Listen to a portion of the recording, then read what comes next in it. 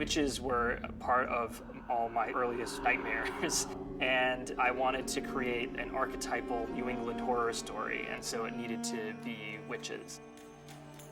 I read the script, and it was the night before my audition, and I didn't sleep a wink that night. It scared the living daylights out of me. One moment now.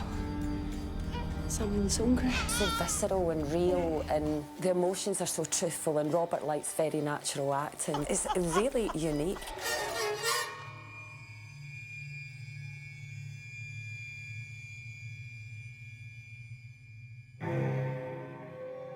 Aside from the extreme intelligentsia, in the early modern period, the real world and the fairy tale world were the same thing.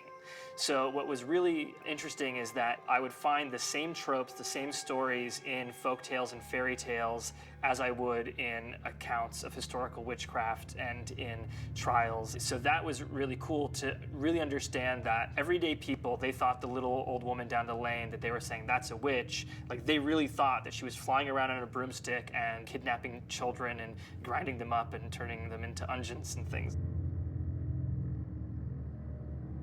When you meet this family, you meet them at a time where things are just changing so dramatically for them, and actually our Puritan ways are crumbling and crumbling. By the end, we've come such a circle. Lots of families have big decisions to make what you do, and it usually tends to be what one person wants to do, and the other people go, right, we'll do it because it's what you want to do. Thomasin. I've really enjoyed playing a Puritan, actually, and I've really enjoyed exploring and actually finding out that I'm a little bit of slightly Puritan myself, I don't know. You just get the sense that everybody believes in God and they all pray to him, and they all believe that if they pray to God, they're going to get a good life. Show me mercy. Show me thy light. I really felt that it was crucial to have the entire world be as accurate as possible to the 17th century, because we really needed to believe in this world and be super grounded in it so that we could believe in the witch. The setting is a character in itself, a very important character. When you're walking across a courtyard at night and there are woods framing every side of you, you can't see anything. And the house is so dark and not really that homely inside. You can really just imagine people living in this all the time and losing their heads. And trying to recreate this authentic idea of what 17th century New England would be, we had to kind of make everything. The family's farm was constructed from scratch.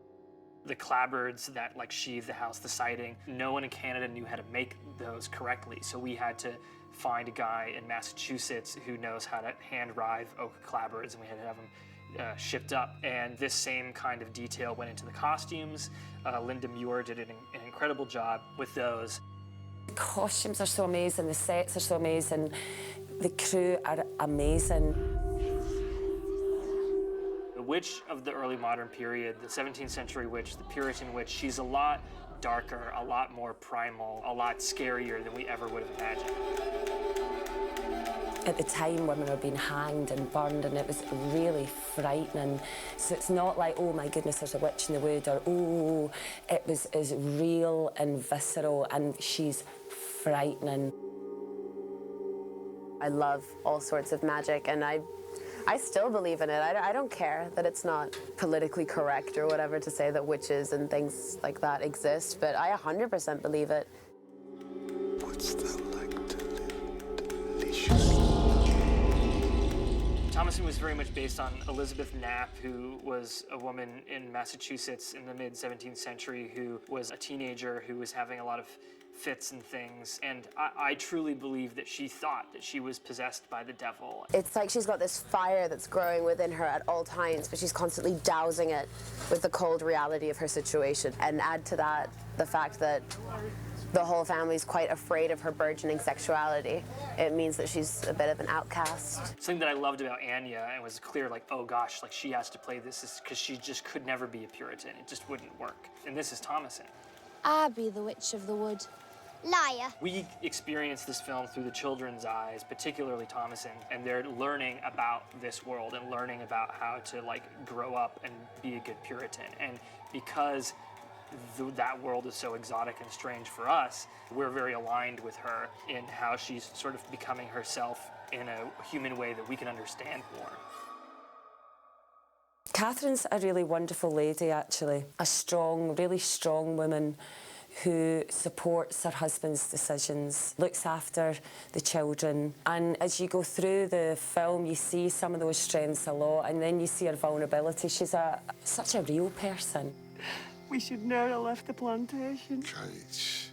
Kate just brought all these nuances to her and all of these softer beats. And, you know, Catherine's not a bad person. I think that's the important thing about this family, is that none of us are bad people. The best of us is Caleb, 100%, because he's just good. He's probably the most well-hearted character in the film, but he's the one that gets sort of hurt the most. Take the children outside. What does this to me? What does this? We're all looking at each other, and you get to a point none of us trust each other.